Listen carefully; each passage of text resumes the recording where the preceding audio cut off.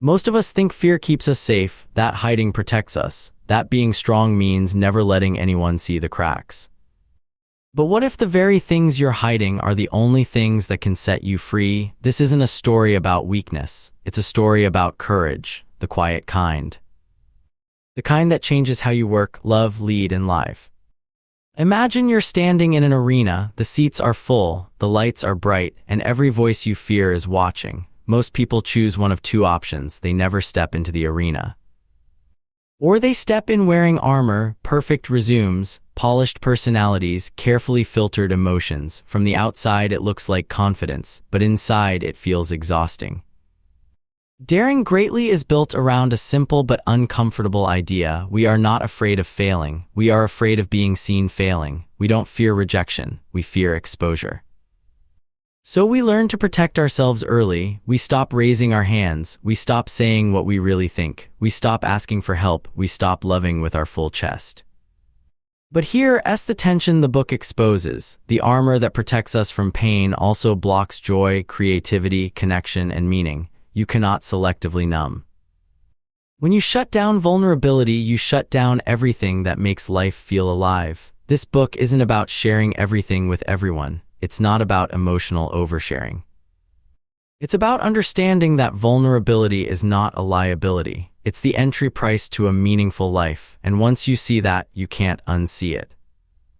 Core idea 1: vulnerability is courage, not weakness. Most of us picture vulnerability like standing naked in front of a crowd, exposed, unprotected, one mistake away from humiliation. But a better image is this: vulnerability is stepping forward without knowing the outcome. It's raising your hand when your voice shakes. It's saying, "This matters to me," without guarantees. Not weakness, risk. Most people think vulnerability makes you weak, but the truth is, vulnerability is the clearest signal of courage. Weakness hides. Courage shows up anyway. You don't become brave after fear disappears. Bravery is acting while fear is still there. Stop waiting to feel confident before acting. Speak before certainty arrives. Share drafts, not just finished products. Replace the story, "If I'm unsure, I'm not ready," with "Uncertainty means I'm growing." Become the kind of person who acts before comfort, who values honesty over image.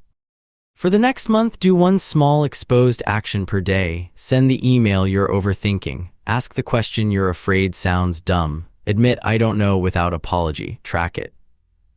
Not the outcomes, the courage reps. A manager shares an idea in a meeting. Her voice wavers. The room goes quiet. Then someone says, "I was thinking the same thing but didn't know how to say it." Core idea 2: shame thrives in silence. Picture shame like mold. It grows best in dark, quiet places. It doesn't need truth, it needs secrecy. The moment light hits it, it loses power. Most people think shame keeps them in line, that it motivates improvement. But the truth is, shame paralyses. It doesn't say, "You made a mistake." It says, "You are the mistake." Stop asking, "What's wrong with me?" Start asking, "What happened to me?" Become the kind of person who separates behavior from identity. Once a week, write down one moment you felt shame.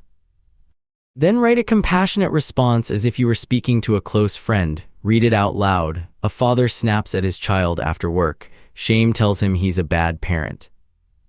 Vulnerability tells him he's a tired human who needs support. Core idea 3: armor costs more than it protects. Armor looks like perfection, control, always having the answer, never needing help. But armor is heavy, and the longer you wear it, the harder it is to breathe. Most people think armor keeps them safe, but the truth is, armor keeps people out. You don't build trust by being impressive, you build it by being real. Replace defensiveness with curiosity. Instead of explaining, listen. Instead of proving, ask. Stop telling yourself, "If they see the real me, they'll leave." Start telling yourself, "The right people require the real me." Become the kind of person who chooses connection over control. Once a week, intentionally drop one piece of armor. Admit uncertainty. Ask for feedback. Say, "I need help." Notice who leans in. A team leader admits a mistake. The room relaxes.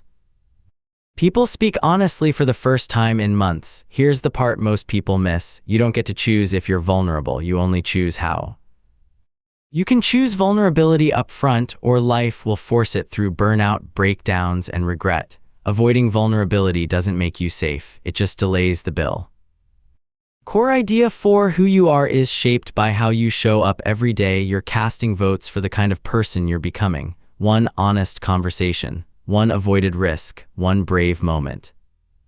Identity isn't declared, it's practiced. Most people think confidence creates action, but the truth is action creates confidence. You don't become brave, then act. You act and bravery follows.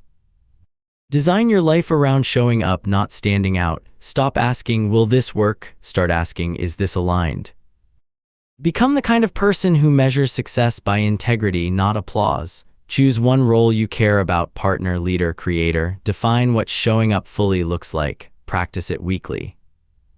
Review monthly. A creator posts imperfect work, no viral moment, but consistency builds something deeper: self-trust. Here's the truth beneath everything you've heard.